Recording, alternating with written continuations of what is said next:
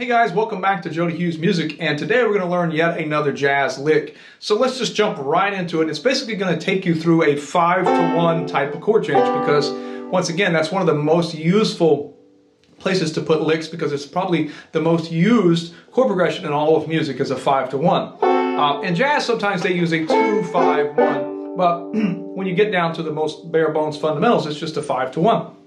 So this is going to cover a D7 to a G major 7 type sound, okay? So let's talk about it. What are we doing here? So if you've seen a D7 through here, like that, you would see that the top part of it, I'm on 10 and 10 of the first and second string. I'm just barring there. Now, when I do this, I'm going to use a different finger pattern. I'm going to use these fingers, and you'll see why in just a moment. But I'm basically just playing the top part of that D7 chord, and I'm going to walk down chromatically. And down here, just pointer and middle. That's the chromaticism.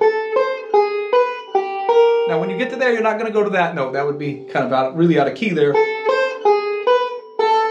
7th fret of the first string, followed by the 8th fret of the second string. So what we have is you have this D7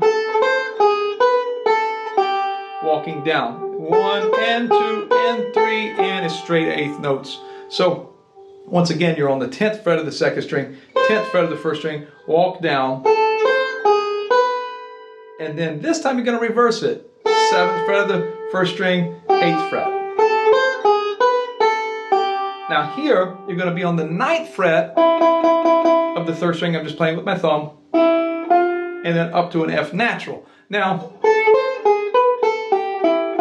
that F natural is out of key there. But what's happening here is it's walking up to the F sharp. So what you have is you have an E, F natural, F sharp. And that is beat 1 of that G major 7 chord. So I'll do my best here and play like the chord.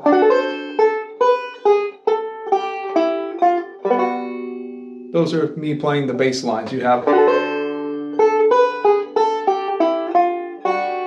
and that's the dissonant kind of major 7 sound. So here's the whole pattern.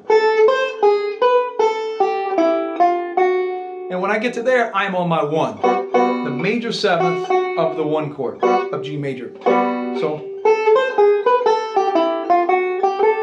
now all I did is I just finished it up by going up the G major kind of scale there from the major 7th. I went 7, 8, 10, and then I'm dropping back to the 7th fret of the third string, which would be the 5th of G major. So it's just, this is like a common 1 lick. And gives it a little bit more swing. Bum, bum, bum, bum. The rhythm is super important. So we have...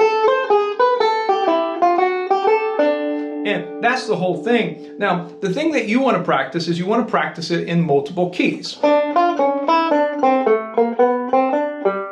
So there, I'm over a G7 or D minor to G7 kind of sound going to C major. So in the key of C major, you would now have...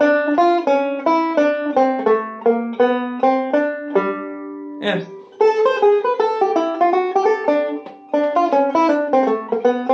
So be sure, and there's a couple things, and I'm going to talk about this further in just a moment, is practice the licks in multiple keys. On the banjo, we're lucky. It's not like the guitar where you have a million different fingerings. Usually there's really 2 good ones. The one for, 1 key. And let me explain why. Because like if I'm in G and I'm on the D7 chord,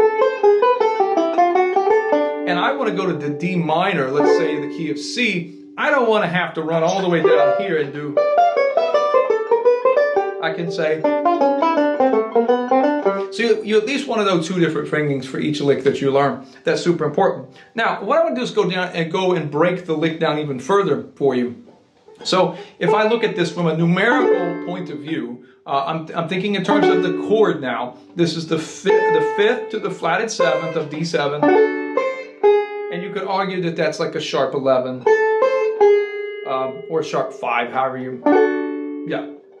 Actually, it's going to be a sharp 11, not a sharp 5. That'd be a flatted 5th if you're going to come at it that way. But and then that is like the 13. I don't think it's that complicated though. I mean, you could think about it in terms of the chord tones, but I think it's just chromaticism, and then that's the 5th, of D. And then from here on out, you're just chromatically walking up from the 2 of D or the 9, because that's your point. You're going E, F natural, F sharp.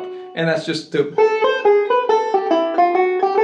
So let me show you what I can do with this. I like short little fragments like this. I don't like really long licks, because when you get this and you master it, you can practice coming out of it different ways.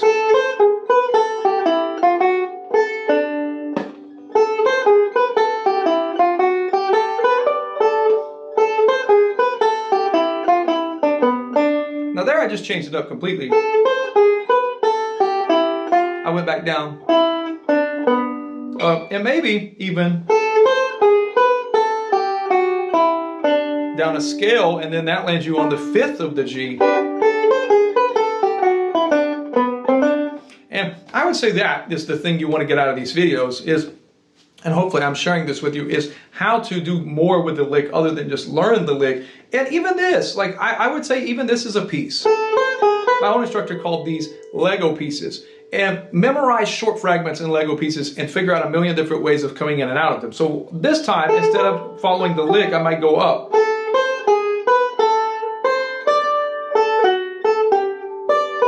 So now, and now I have a different sounding lick, but it's still connected to my little fragment at the beginning.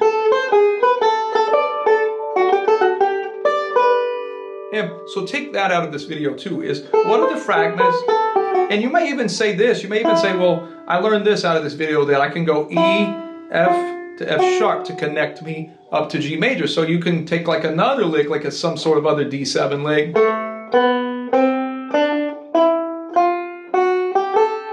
And there I just connected.